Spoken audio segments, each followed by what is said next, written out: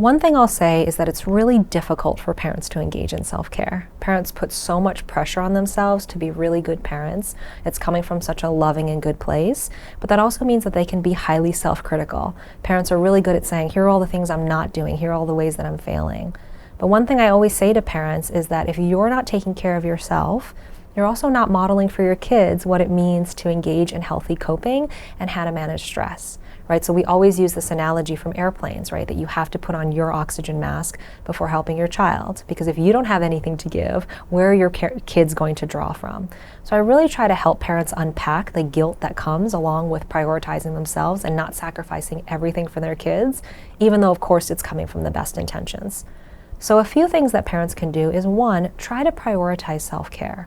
And it doesn't have to be huge. Ideally, it would be a bigger part of your week, but I also recognize parents have so much that's going on. There's so many pressures on them. There's not enough time in the week or the day or even in an hour to take a moment. And are there little breaks that you could take in between in the day? So for example, are there 5, 10, even 15 or 20 if you're lucky minutes that you could just get to yourself to take some slow, deep breaths, to listen to some music, to connect with a friend or a family member that feels good to you, if you're lucky, even engage in a hobby.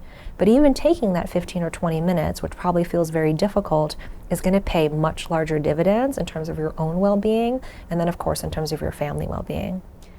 Related to that, think about your community, right? So who are the people that support you, and where can you get extra support if you need it? So for many people, that's their family, sometimes it's friends, sometimes it's community or cultural organizations or a certain type of religious faith. Where are the places where you get to refill your cup, especially when things feel so overwhelming and you just feel like you haven't got a lot more to give? How can you also rely on your community so you don't feel like you're doing it all? And for those of us that have the option, it can also help to think about who can share the load.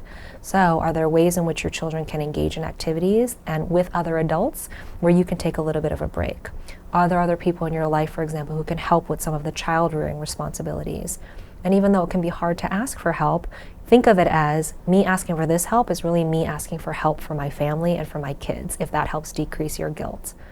Another thing is to go back to this idea of healthy coping skills.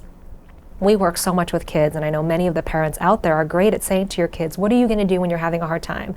I want you to use a coping skill. If you're having a hard day, I want you to shift your mindset. I want you to engage in an activity that feels good for you. Parents, not so good at putting this lens on themselves. So saying, I want my kids to engage in these healthy coping skills. I want to boost their resilience. I want them to feel good about going out and tackling the challenges that they experience in their daily lives. I need to model that too. I need to show kids I can come home from a long day at work, I can be exhausted, and I can take 5 minutes for myself to just enjoy this cup of tea and not be on my phone, not be on my email, not be thinking about anything else if I don't have to. This helps your kids know too that it's okay to take those breaks for themselves when they're having a hard time. And then the last thing I'll say is that I always encourage parents, take a moment, even if you can, 30 seconds even every day, to pause and say, what did I do right today?